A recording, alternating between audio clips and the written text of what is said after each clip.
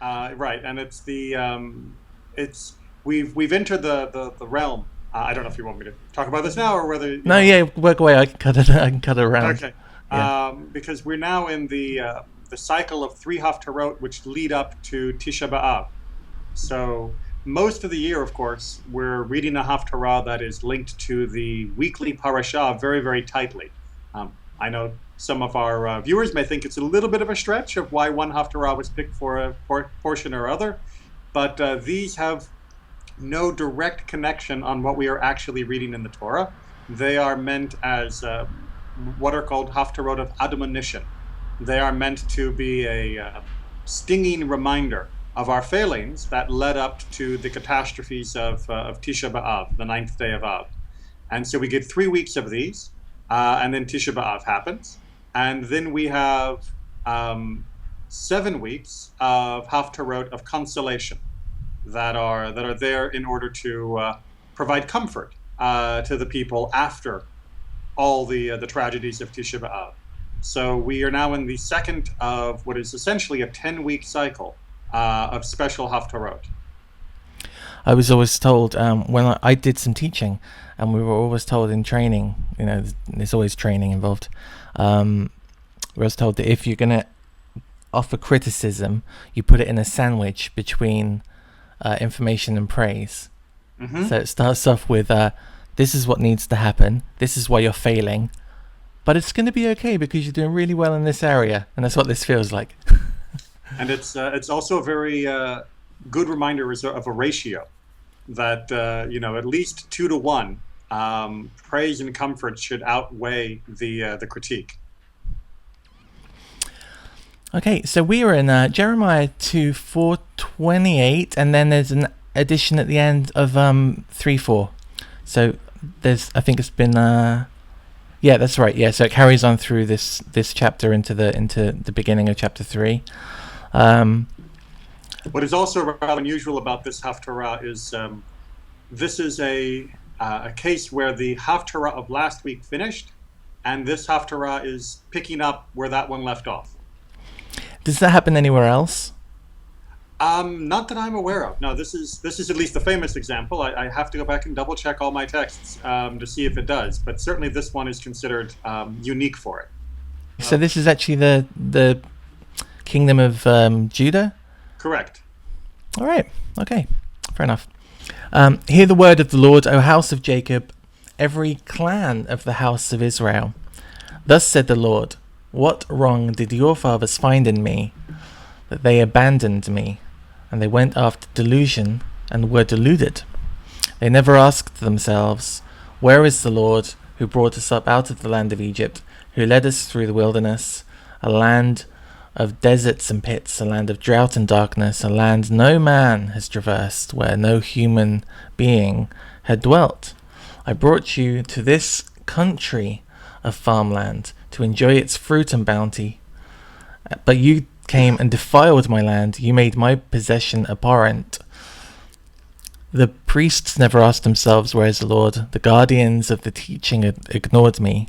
The rulers rebelled against me, and the prophets prophesied by Baal, and followed what can do no good. It paints a pretty poor picture, but I have to say it's based on the Haftarah portions that we've read previously. I kind of already know some of the background story of what's going on in here, with people drinking in the temple and running after foreign gods. It's not a great picture that Jeremiah is painting of the people, and it seems that the people have utterly turned their back on their creator, and their self-sufficiency, I suppose, has led them to be a little bit arrogant about who they need to look to. It's exactly the arrogance as an underlying cause. What is so remarkable in this first section is, first of all, the castigation of the leaders. In verse 8, we have this whole list of the priests and the people who are the dealers in the law, the ones that teach Torah, the rulers and the prophets have all failed. And the question becomes, are the people failing because the leaders failed, or are the leaders failing because the people failed? That's actually quite an argument among the commentaries about which came first, chicken and egg sort of thing. So you have some that say because the keepers of Torah and the priests didn't show the proper respect and appreciation, they then failed to inspire the people. They knew it, they did it, but they didn't do it in a way that inspired the people, and so the people didn't follow after them in even the doing, because they didn't have that inspiration. Others claim that because the leaders did not fulfill their role, that they did not do a good job. Of course, the people followed after their example and went the wrong way. Um, there are others that say no, the leaders were leading by following the people, and that led to the catastrophe. And others say that it was simply a lack of sincerity among the leaders, that the leaders led, but they didn't really feel it, and they didn't do it in a way that would be felt by the people. And just going through the motions is not really good enough for what was being asked of us. I don't know if I've read in many other places a direct reference to people who are in charge of teaching the Torah. I mean, we often hear, when we get to the patriarchs and we hear about the houses of learning and the tents of learning in the wilderness pre Moses, and then we get the teaching that Moses gave during the Sinai wilderness period. But I don't recall another time where there's been a direct reference to guardians of teaching or teachers of Torah within the text. No, not per se. One of the linguistic difficulties, I guess is the right way to put it, that can be a little surprising when people go back and read the books of the prophets, is that the prophets and the historical texts don't talk about Torah nearly as much as Torah gets discussed by the later rabbinic texts and, of course, by contemporary texts. And so people can go, well, wait a minute, where's Torah? And the fact is simply that it goes back to the basic idea that there was no word for religion in ancient Israel. It was simply, this is the law. And the same way that most average people nowadays don't talk about the law or keeping the law, in terms of obeying the speed limit or paying your taxes or having fair weights and measures. So too back then, they talked about righteousness and justice and doing what God had asked and performing the sacrifices or keeping the commandments, and the collective term for that body of literature wasn't used. This was simply what you were supposed to be doing, full stop, and it didn't need a title. It just was called the right life. It was only later that, as we came into contact with more cultures and needed to refer to that body of guidance that Judaism had, that we began to refer to the collective work as Torah more and more commonly in literature. So the word Torah just means instructions. And we tended to talk more about the actual instructions themselves than the name of the manual. That makes perfect sense. I will go on accusing you, declares the Lord, and I will accuse your children's children. I have to stop there, because doesn't it say that that's exactly what won't happen? Does it say accuse in the text, or does it say check up, or some other version? Is this a more severe word? Does that? I mean, what I'm trying to say is, it says that I'll visit your children's children to the third generation to check to see if their iniquity and is the same. And I'm wondering if this verse is as severe as it sounds. Yeah, translations are tricky. So the word that's actually being used in Hebrew here, ariv, it comes from the word to strive or contend against. It's the term that I guess they're using in terms of accuse. They're using the English sense of accuse in a legal sense of being in opposition to what they've done and saying, look what you're doing. And the notion here is not necessarily that the children's children are being accused of the crimes of the parents. It's more a sense that God is going to continue to hold us accountable and continue to point out the failings generation after generation after generation.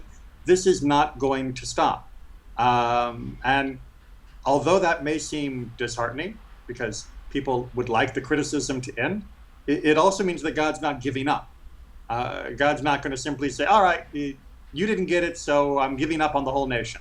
Instead, God is saying, I'm going to work this through. It's not going to end well, we know from history, but at least at this point, there's a notion that God is willing to continue to bring up the same arguments again and again. I mean, at this point in Jeremiah, we've already had a few hundred years of prophets bringing these points to the people's attention, and striving, accusing, if you will, generation after generation.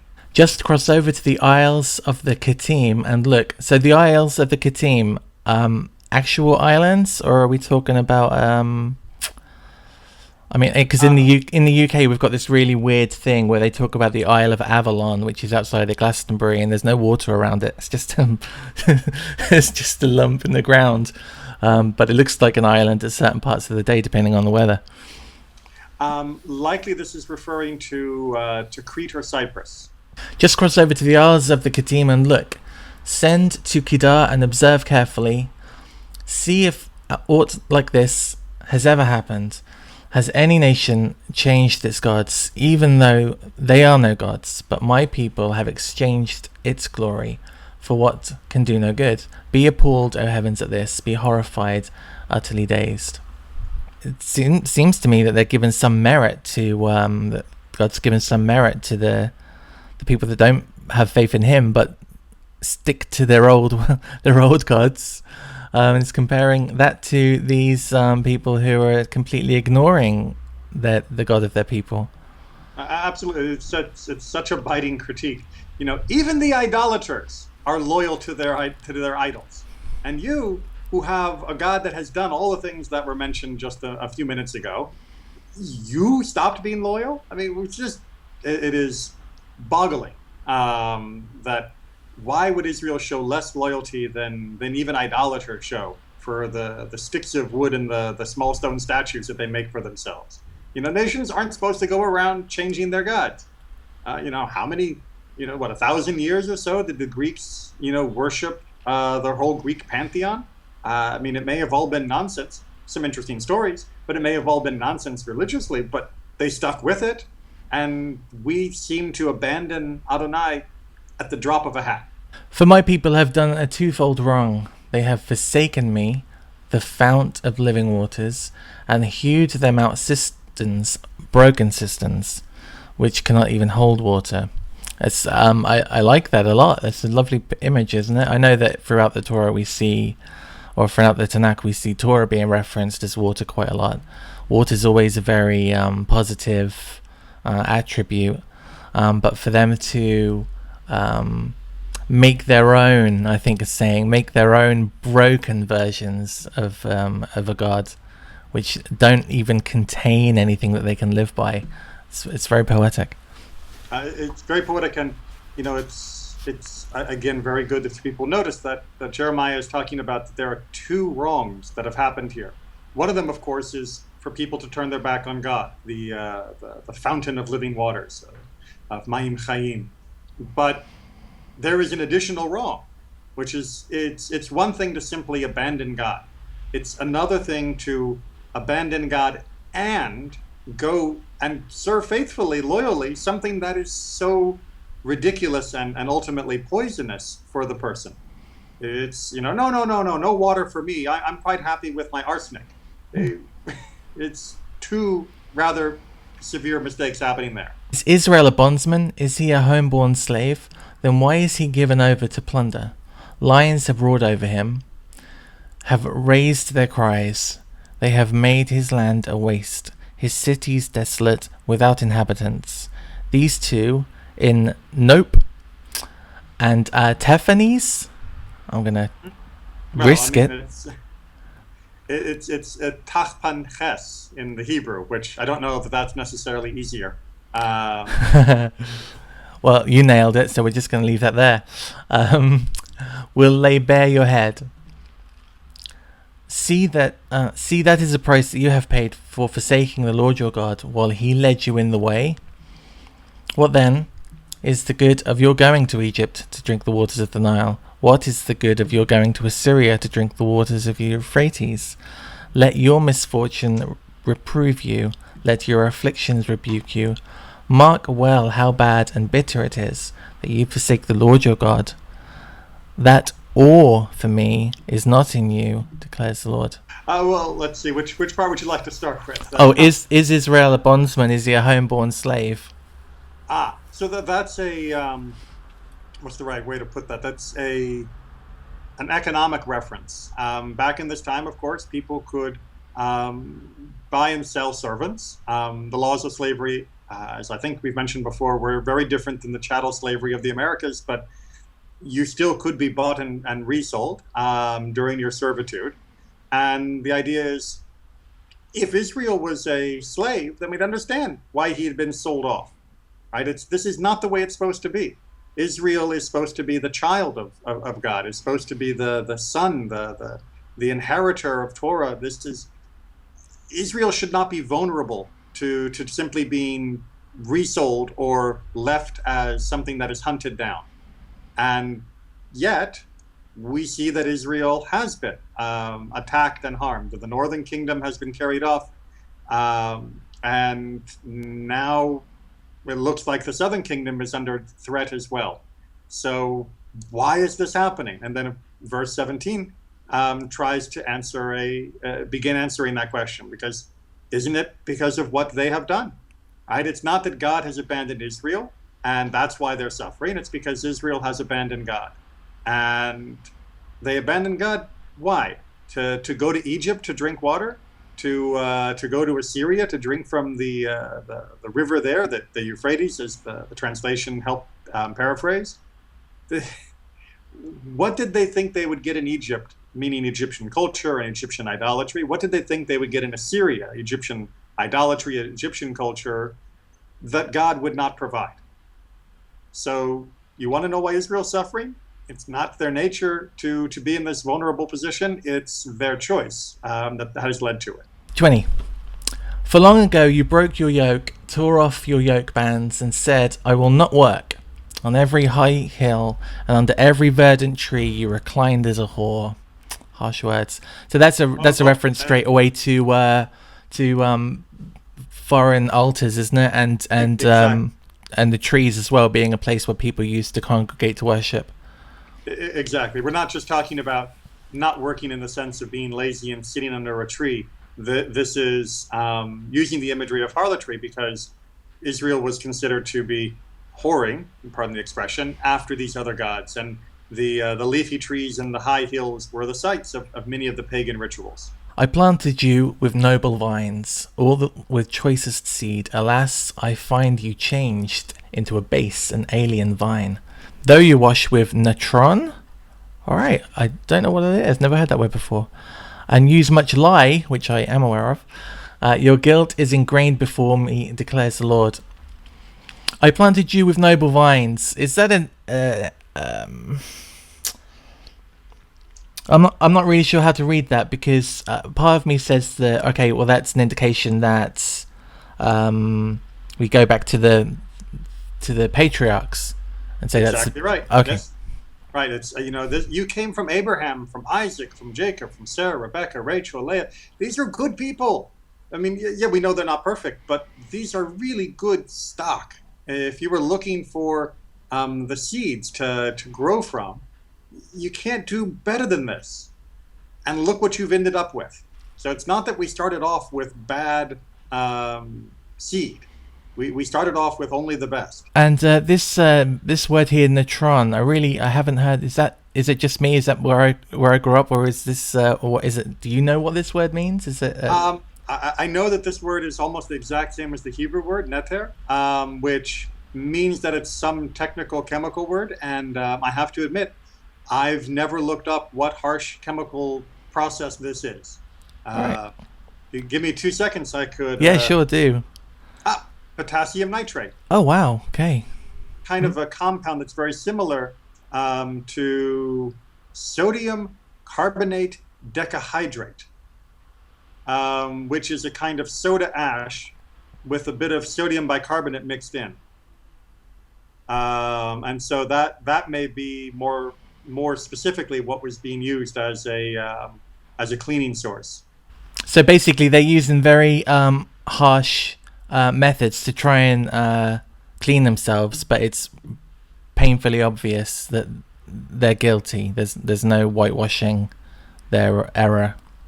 Right, and again, a reminder over and over in Judaism that sins and transgressions don't come out by washing; they come out by repentance. And if you keep doing it, it doesn't matter how much you scrub, you're not clean.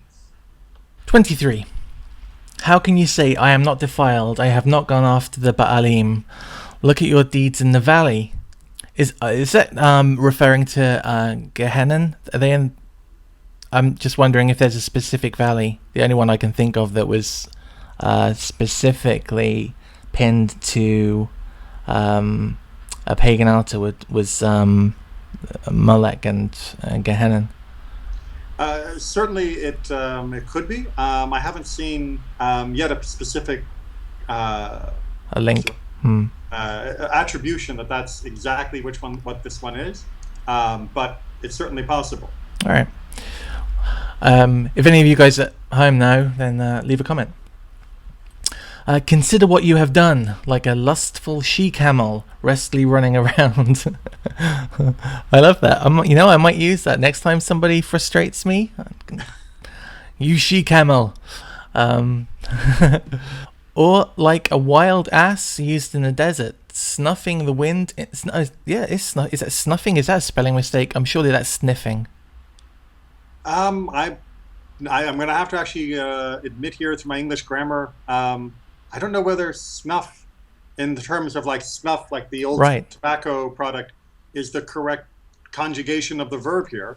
I have another translation that also uses the term snuff. Oh, fair enough. So I would probably say sniff in my conversation, but maybe snuff is the correct English word. But I think the idea is the same. Yeah. Which is to go around smelling forcefully at the air. Snuffing the wind in her eagerness, whose passion none can restrain. None that seek her need grow weary. In her season, they'll find her. She doesn't play hard to get. Right. It's heavy stuff. And it's very. I said it's heavy stuff, but it's really aggressive's the wrong word. But then they're not covering up what's going on here. They started off with the phrase whore, but really, wow, this is a PG film.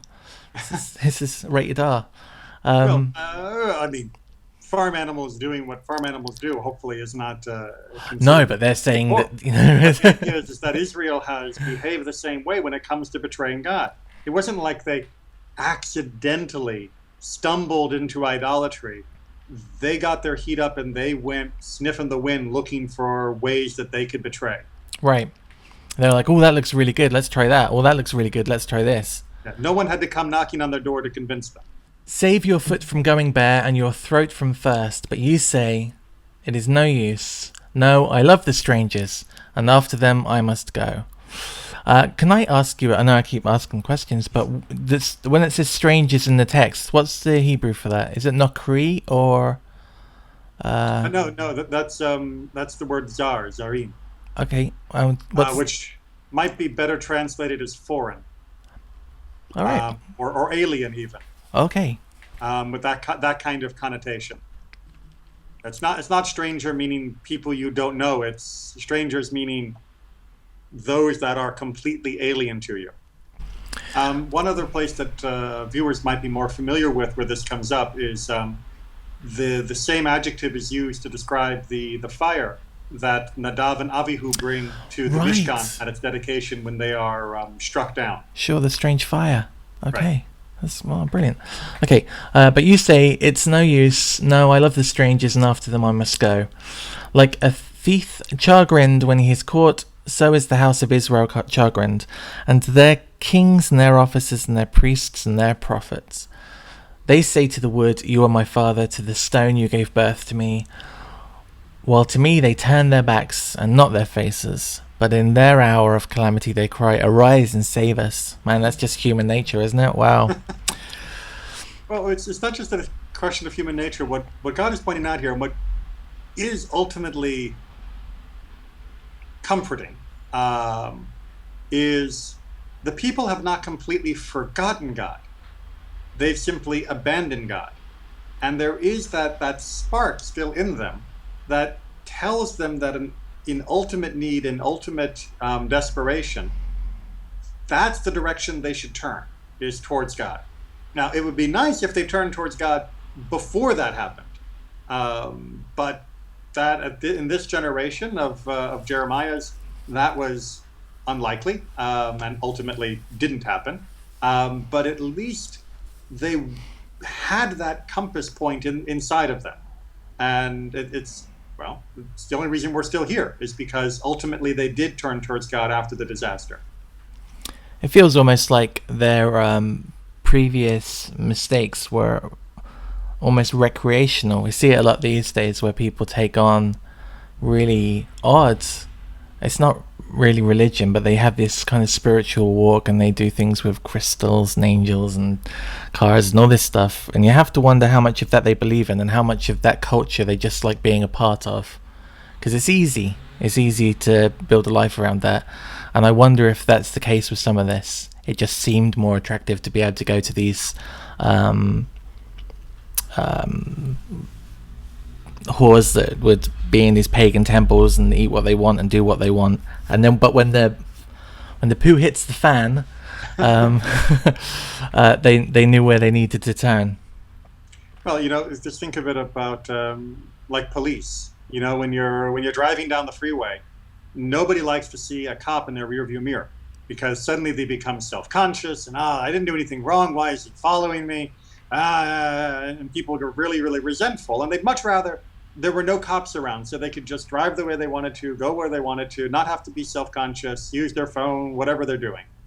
But when they have a problem, why are there no cops around? Where's the cop? I need a cop. Someone quick, call 911. All of a sudden, now they really, really want the police to be there. And we should be thankful for their presence as a continual presence, not only in our desire and not resenting them when they're there doing their job day in, day out. And 28. And where are those gods you made for yourself? Let them arise and save you if they can. In your hour of calamity, for your gods have become, O Judah, as many of your towns. And we go on to chapter 3 where it finishes. Just now you called to me, Father. You are the companion of my youth. That's lovely.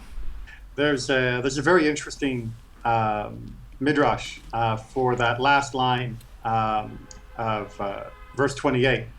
Before we get to the calling Father and from the youth, where it says, your gods have become as numerous as your cities.